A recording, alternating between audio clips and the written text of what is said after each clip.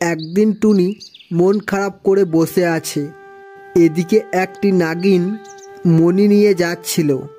হঠাৎ তার মণিটা হাত থেকে পড়ে যায় আর সেটা গিয়ে টুনির কাছে পড়ে।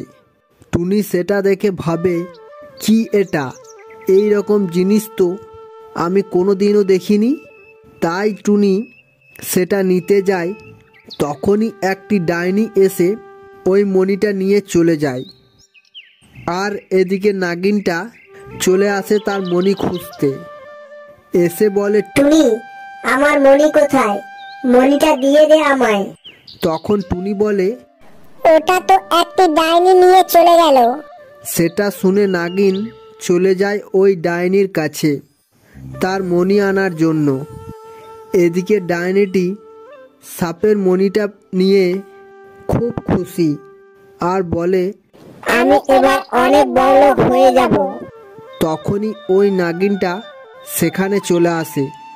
এসে বলে, ডাইনি বুড়ি, আমার মণিটা দিয়ে দে। সেটা শুনে ডাইনি বলে, না, আমি মণি দেব না। এই বলে সে নাগিনটিকে বশ করার জন্য একটি বিন বাজাতে লাগে।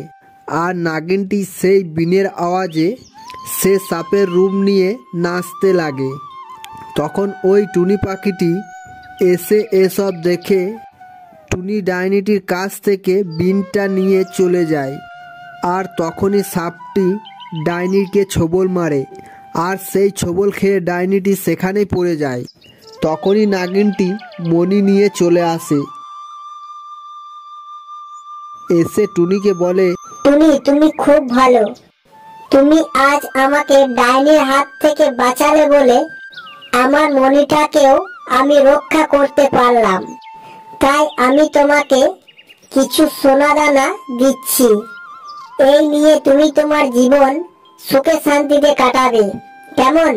আর যদি কোনোদিন কিছু দরকার পড়ে তাহলে আমাকে 3 বার ডাক দেবে আর আমি এসে তোমার কাছে উপস্থিত হব, বুঝেছো? এই বলে নাগিনটি চলে যায়। আর টুনি সেই সোনা দানা নিয়ে সুখে শান্তিতে জীবন কাটাতে লাগলো।